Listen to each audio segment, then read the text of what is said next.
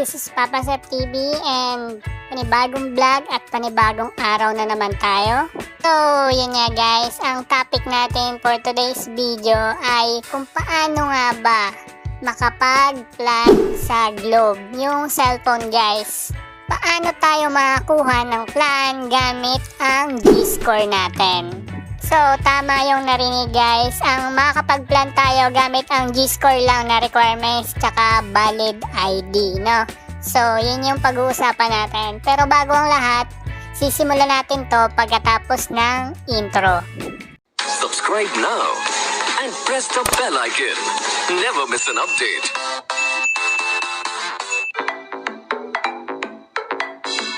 So, yun nga guys. Hello sa inyong lahat. Nga palang hindi pa nakasubscribe, please don't forget to like, share, and subscribe. Thank you. So, yun na nga is sisimulan na natin ang video natin, ang vlog natin is about kay Globe G Plan. Yung Globe G Plan guys is yun yung magpa-plan ka ng cellphone sa kanila and magbabayad ka every month. Ang pinakamababang monthly sa kanila guys is $799. May libre ng cellphone yon. So, magandang balita to guys sa mga GCash user, no? So, kahit ibang network yung nakaregister sa number mo sa GCash mo, kunyari, ang nakaregister sa GCash mo is Smart, Talk and Text, dito SIM, pwedeng-pwede yan guys. Wala naman kaso yan, basta meron kang GCash account. So, nung nakaraan niya ay pumunta kami sa Globe Store, no? Ng Globe, syempre. At wala naman kaming balak kumuha ng cellphone, is tumitingin lang kami. So, may lumapit sa amin na agent is tinanong na din namin kung ano ba yung requirements kay G-Plan para maka-avail ng cellphone. So, first, tinanong kami na agent kung may GCash application ba kami or GCash account. Syempre, sinabi namin meron and pinapacheck ni agent kung ilan na ba yung G-Score ng GCash app namin. So, tinignan namin guys, yung G-Score namin kay GCash is 600 plus or 500 plus. So, yun nga, nung nakita na ni agent na 600 plus yung laman ng G-Score namin is pwede daw kaming mag-avail ng G-Plan. So, pinapili na kami ng cellphone na pwede sa G-Plan.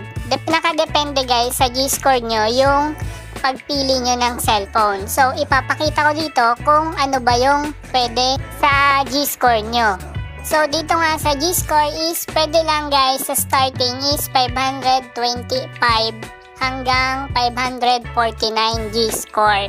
So, eto naman guys sa postpaid plan nyo is 799 per month. So, eto naman guys yung sa pre-handset na makukuha nyo na cellphone.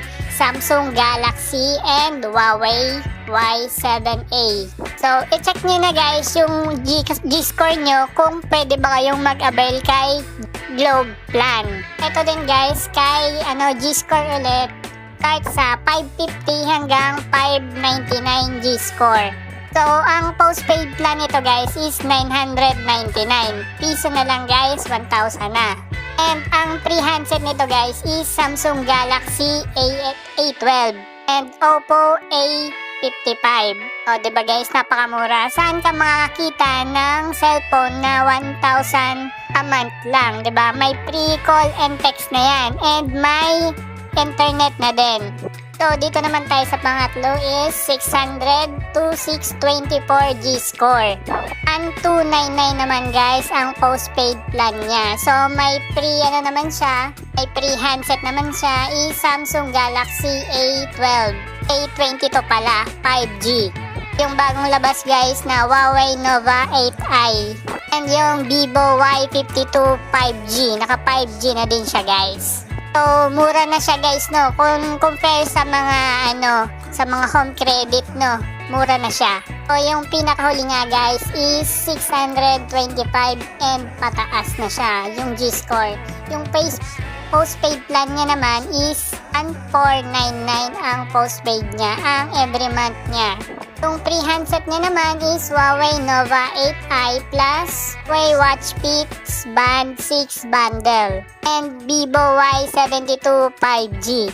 So, yun nga guys, is napakamura na, compare sa home credit is maraming proseso kay home credit. Compare dito kay G-Plan, gamit lang ang G-Score mo and isang valid ID. So kung gusto niya guys mag-avail is pumunta lang kayo sa pinakamalapit na Globe Store. Punta lang kayo dyan guys and dalhin nyo yung valid ID nyo and screenshot ng G-Score nyo kung valid ba kayo makapag-apply sa G-Plan. So, yung magtatanong dyan guys ng kung paano nga ba magbayad kay G-Plan kapag na-approve na kayo. So, madali na lang yan guys kung paano magbayad ng plan. So, kay GCash ka pa din magbabayad ng plan mo. So, yung plan nga ba guys is may free call and text na siya and may free internet na din. So, compare sa home credit, magbabayad ka ng malaki and may down payment pa. Mas gastos, diba? Compare kay G-Plan. And kay home credit guys is mas maraming proseso. Dito kay G-Plan is dalawa lang ang kailangan requirements. And saglit lang guys, makukuha mo na yung cellphone mo. And no down payment guys. Depende na lang sa unit kung may down payment or wala. And sa unit kung gaano kamahal yung cellphone na ipaplan mo. So gagawan niya natin guys ng video kung paano ba magbayad kay G-Plan gamit si GCash, no? So antayin nyo lang yan guys. And meron din pala guys yung G-Plan na online application. Pero kapag nag-online application kayo guys is pupunta pa din kayo sa store para i-claim yung cellphone na napili nyo, no? So ganun din.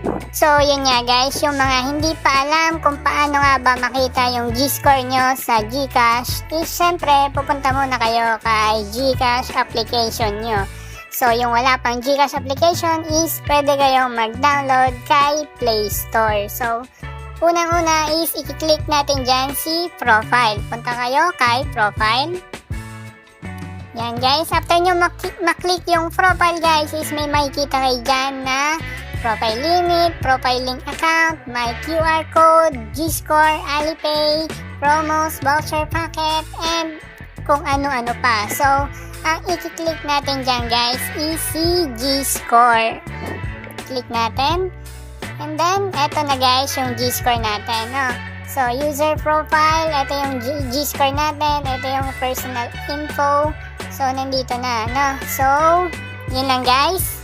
At syempre guys, kung nagustuhan nyo itong video na to, please don't forget to like, share, and subscribe.